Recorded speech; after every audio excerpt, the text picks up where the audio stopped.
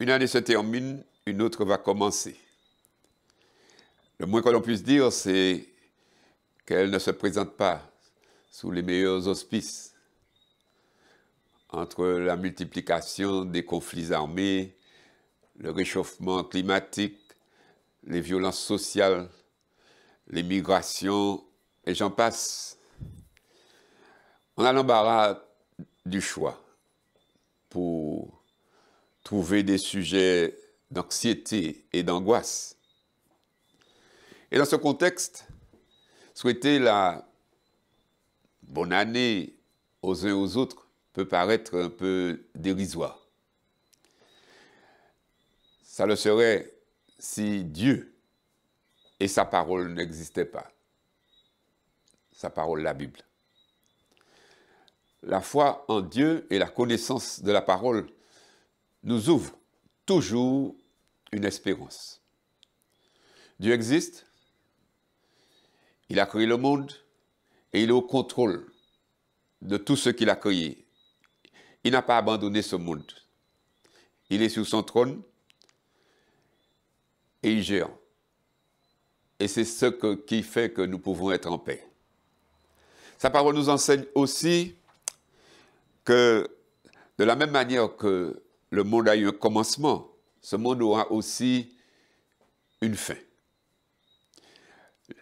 L'histoire est linéaire. C'est-à-dire qu'il y a eu un commencement et il y aura un terme à ce monde le jour où le Christ reviendra.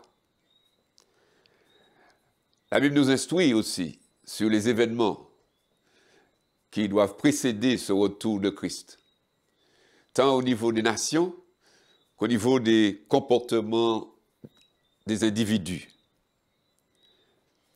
La Bible parle de guerre, la Bible parle de bruit de guerre, la Bible parle de famine, la Bible parle de catastrophes naturelles. Et dans sa deuxième lettre à Timothée, l'apôtre Paul nous parle des gens à la fin des temps. Il dit, sache que dans les derniers jours, il y aura des temps difficiles.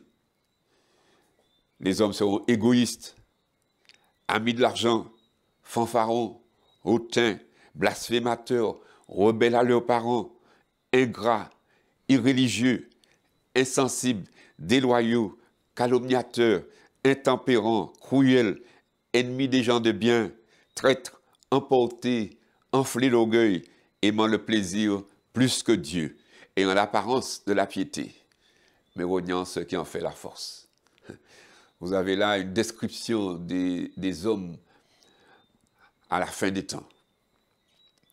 Sachant donc toutes ces choses, nous, chrétiens, nous pouvons vivre sereinement dans un monde compliqué. Nous pouvons espérer et souhaiter ce qu'il y a de meilleur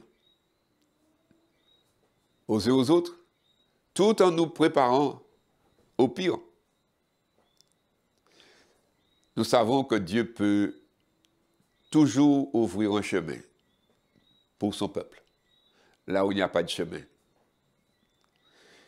Et quoi qu'il arrive, nous savons aussi qu'il sera toujours aux côtés de son peuple, de ses enfants qu'il aime et qui veulent le servir. Donc je dis à tous ceux qui ont une espérance en Dieu en cette nouvelle année, je vous souhaite une bonne et heureuse année dans le Seigneur.